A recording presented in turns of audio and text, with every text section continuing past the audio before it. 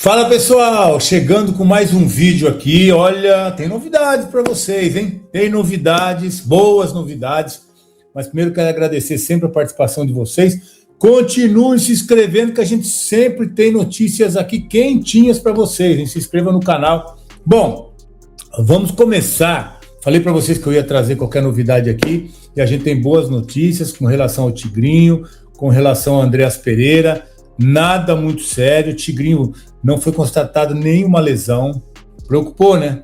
Aquela imagem lá dele sair, aquele gelo no joelho, aquela expressão de dor, aquela expressão preocupada. Preocupa a gente também, porque o Palmeiras começa uma temporada com alguns problemas ainda, desde a temporada passada, outros que surgiram nessa temporada já, mas é importante poder saber que o Tigrinho está legal, que o Andreas também evoluiu muito, aquela previsão de 3 semanas diminuiu, já está em transição, quer dizer, talvez, provavelmente, quem sabe, acredito, que já no clássico de sábado, a gente pode ter um Andreas aí já participando, já que ele está evoluindo muito bem, não tem grandes problemas, então a gente está mais tranquilo com relação a esses dois atletas que preocupavam, né? Mais até o Andreas, do jeito que saiu, e o Tigrinho a gente não sabia nem o que era, né, essa dor no joelho. Mas nenhuma lesão para o Tigrinho, boa recuperação para o Andreas Pereira, a coisa está andando e parece que não vai ser nada que preocupe mais a comissão técnica e nem os torcedores também. Boa notícia, né? Boa notícia porque a gente está em começo de temporada, o Palmeiras está indo muito bem. Tem jogo amanhã, hein? Tem jogo amanhã lá em Novo Horizonte. Novo Horizontino vem bem ali, no grupo ali dos 8 também. É um jogo difícil lá em Novo Horizonte. Tem viagem, tem volta, tem noite mal dormida, tem clássico sábado. Então, ó, para falar a verdade, acho que o Abel vai mexer bem nesse time para amanhã. Vai mexer bem nesse time para amanhã. Eu vou estar na transmissão lá na HBO Max e também na TNT. Então, acompanhe lá com a gente vai falar sobre esse jogo. E depois tem live aqui, hein? Depois a gente vai fazer a live falando tudo sobre esse jogo entre Palmeiras e Novo Horizontino. Quem sabe aí a 4ª vitória e um passo quase que definitivo com relação à classificação, né? 12 pontos realmente é uma pontuação muito tranquila para metade do campeonato. Amanhã já chega a metade dessa primeira fase, né? Então é jogo importante, jogo para confirmar esse bom momento, esse bom início de temporada do Palmeiras. O Abel vem mudando o time, eu acho que lá realmente muitas mudanças vão acontecer, até em razão de tudo que eu já falei, deslocamento, noite mal dormida, vai, volta na quarta, o jogo já é sábado, e o jogo do sábado é o clássico, né? Então eu acho que agora o Abel entendeu o peso dos clássicos, como torcedor, da importância, da valor e o peso que tem os clássicos. São Paulo, Corinthians, né, Santos. Então, eu acho que realmente tem que se fazer um planejamento, uma programação diferente essa semana, já que tem clássico no sábado e essa viagem aí de terça-feira, hoje, né, já viaja hoje, já vai concentrar lá para jogar amanhã e para voltar, chega aqui cansado para quarta-feira. Então, tem que realmente ter um planejamento especial para essa semana de trabalho. Falar um pouquinho de mercado também, porque me chegou aqui uma informação que eu acho que é muito legal dividir com vocês. A informação é que avançou a situação do Arias, está muito perto de concretizar, de fechar.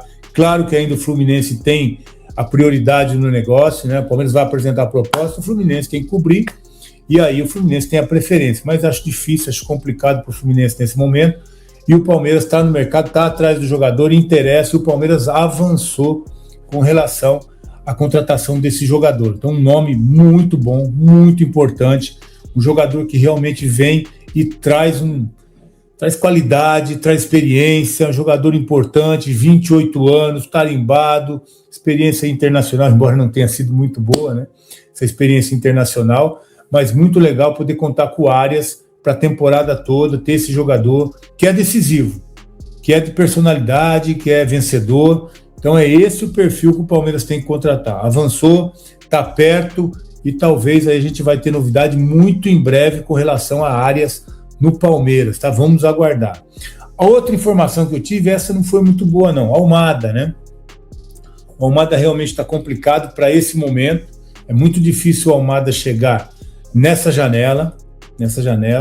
O Atlético até aceita negociar, mas é aquela história de 50%, 20 milhões de euros, mas provavelmente não será nessa janela que o Atlético vai abrir mão, vai negociar esse jogador. A gente sabe da qualidade, meio do ano também tem Copa do Mundo, é um jogador que está sendo convocado sempre aí para a seleção da Argentina e é um jogador que cairia muito bem no Palmeiras. O Palmeiras precisa achar um meia. Andréas Pereira, a gente sabe que já renovou, isso aí já não consegue, é carta fora do baralho. Agora o nome, um jogador importante que faz essa diferença, pode ser o Almada, mas nesse momento está difícil, está complicado de conseguir trazer esse jogador nesse momento. Vamos esperar os próximos acontecimentos. Assim que eu souber de alguma coisa, a gente vem aqui trazer novidades para vocês. Mas a verdade é que o Palmeiras, né, liberou vários jogadores aí, o último Facundo está indo embora também, já saiu o Mikael, já saiu o Everton, né, tem o Luigi também que está sendo especulado, jogadores aí que já deixaram, que podem deixar o Palmeiras, e só chegou o Marlon por enquanto, né? Então o Palmeiras precisa se movimentar, precisa ir atrás desses jogadores com esse nome, com essa tarimba.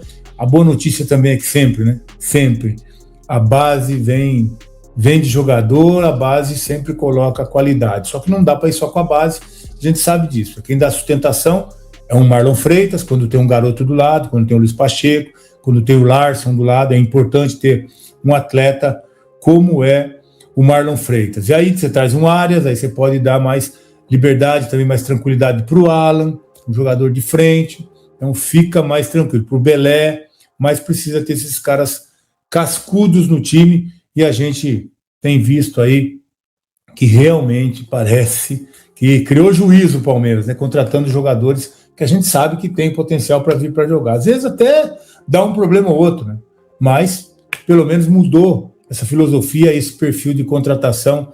Isso eu tenho certeza que vai ajudar muito. Vai ajudar até a molecada da base. Até os garotos da base vão ter uma sustentação melhor chegando no profissional, com jogadores experientes ali para orientar, para ajudar, para conversar, principalmente dentro de campo, dentro do jogo.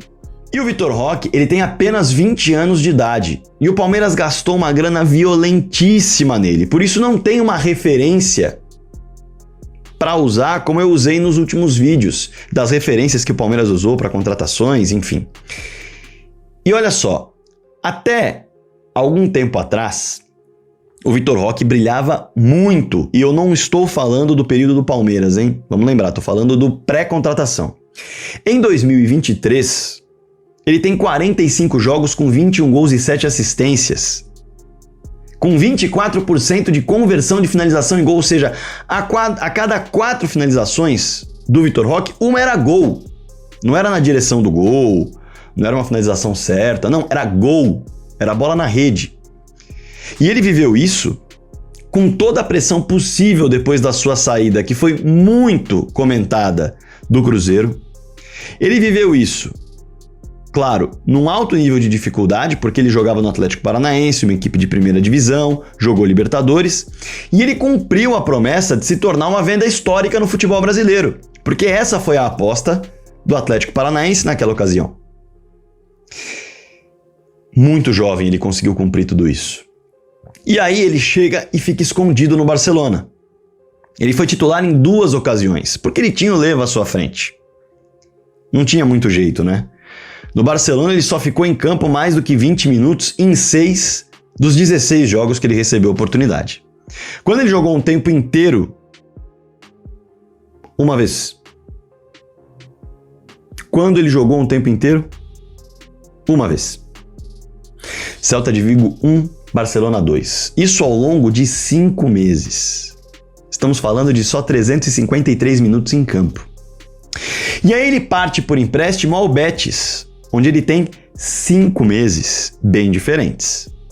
De setembro a janeiro, ele joga 28 partidas, com 1.584 minutos, são 7 gols, com média de 1 gol a cada 226 minutos. É uma média baixa, que gerou incômodo no clube, e aí o Betis foi buscar o Cúcio Hernandes para resolver a parada. Nem foi uma questão de dar tempo ao garoto, que ainda não tinha nem 20 anos de idade, que ainda estava respirando novos ares, se adaptando ao futebol europeu. Não.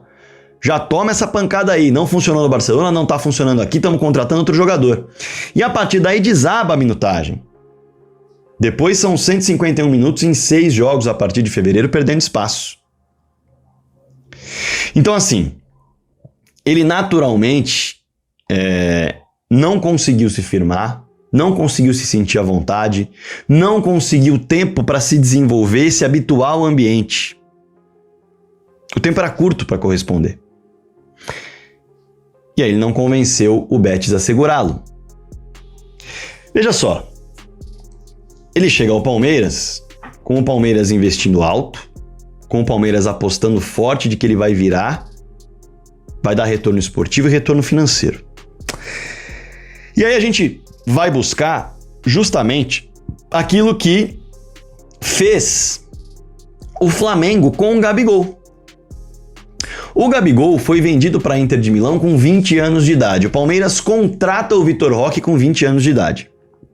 A diferença ela é pequena, mas ela ainda está justamente no limiar em que os jogadores estão se desenvolvendo. A ciência diz que os jogadores se desenvolvem até os 23 anos de idade, fisicamente, psicologicamente, para deixarem a parte da maturação para trás. É tempo. E veja só, o Gabigol, ele, antes de partir para a Europa, ele vinha de 2 temporadas sensacionais no Santos. O Roque tinha uma, mas ele vinha de 2. 21 gols em 56 jogos, tanto em 2014 quanto em 2015. E ele ainda emenda 12 gols em 29 jogos até o meio de 2016, antes de partir. Com certeza, o Gabigol era uma realidade, assim como o Vitor Roque também era uma realidade no Atlético Paranaense. E aí, ambos vão para a Europa. Já falei da passagem do Vitor, vamos falar da passagem do Gabigol. Na Inter de Milão, 16-17, nessa temporada, foram 10 jogos, 184 minutos. Praticamente não entra em campo. 184 minutos. Pense que um jogo tem 90. 2 jogos, 180. Ele dividiu 184 minutos, ou seja, 2 jogos em 10. Ele entrava muito pouco. Não teve oportunidade. E aí no Benfica, em metade de 2017, ele tem 5 meses com 5 jogos, jogando mais do que um tempo só 2 vezes. Então ele também viveu o mesmo processo do Vitor Roque. Ele também viveu o processo de chegar, não se adaptar, não receber os minutos que desejava. E aí, assim, eu não estou questionando nem julgando as decisões dos treinadores de Barcelona, de Betis, de Inter de Milão e de Benfica. Eu estou analisando o que viveu o jogador. Ele volta e decola com 6 temporadas seguidas de artilharia e poder de decisão, se tornando o ídolo do Flamengo. O Flamengo nem mesmo o vendeu e teve a oportunidade de vendê-lo. Teve a oportunidade de fazer dinheiro com o Gabigol de novo. Mas não estava compensando vendê-lo. Por tudo que ele estava entregando, pela dinâmica financeira do Flamengo, pelo próprio desejo do jogador. Ficou e fez história com a camisa do clube. Hoje está no Cruzeiro, é reserva do Caio Jorge, que é outro jovem brilhante, que foi contratado pelo Cruzeiro depois de uma lesão séria na Europa, depois de não se firmar, naturalmente, né? Até porque lesões sérias complicam bastante. Mas o fato é que o Caio Jorge é um pouco mais velho, 23 anos de idade. Há uma semelhança muito maior no que fez o Palmeiras ao buscar o Vitor Roque com aquilo que fez o Flamengo ao buscar o Gabigol. Não há dúvidas. Não há dúvidas. E o próprio Vitor Roque, agora mergulhando num outro ponto, porque é preciso aproveitar, e por isso está separado no vídeo, o momento do Vitor Roque, o próprio Vitor Roque está em evolução. Assim como o Gabigol também estava em evolução quando chegou ao Brasil. O Gabigol chegou, se adaptou, fez uma temporada artilheira. O Vitor Roque, nos seus primeiros 30 jogos, só fez 4 gols. Sofreu psicologicamente para se adaptar, sofreu psicologicamente com o peso do valor da sua contratação, sofreu psicologicamente por não ter realizado o sonho de se firmar no futebol europeu. Fala, torcedor do Verdão, venho aqui trazendo mais um vídeo. Peço você que deixe seu like e se inscreva no canal. Vamos falar aí a respeito aí do Vitor Roque aí, né, que deu aquele susto, mas acredito que Vitor Roque já vai estar pronto aí, o Andréas também. com aquele, se eu não me engano, lesão no ombro. Veloso trouxe aí com todas as informações e para alegrar aí a torcida aí, o John Arias aí praticamente já encaminhado, né? É um atacante aí, um jogador com nome aí muito de peso. Quando jogou no Fluminense ali, era o cara que resolvia, e acredito que vai resolver muito no Palmeiras, né? Também tem o Nino aí, a coisa pode estar evoluindo mais do que antigamente aí, que tava naquele imbróglio. Então acredito que o Nino sim possa vestir a camisa do Verdão também. Tá mais para ele vir pro Verdão do que para outro clube, ainda mais envolvendo a venda aí do Red Bull Bragantino, vendendo o jogador John, que pertencia ao Palmeiras. Então acredito que tem tudo aí para o Nino também vestir a camisa do Verdão. Queria saber o que é que você pensa, o que é que você acha aí do Nino e do John Arias, né? John Arias aí vai vestir a camisa do Verdão aí, tá mais próximo do que nunca. Tamo junto, um forte abraço e avante palestra. Deixa seu like e um abraço, valeu!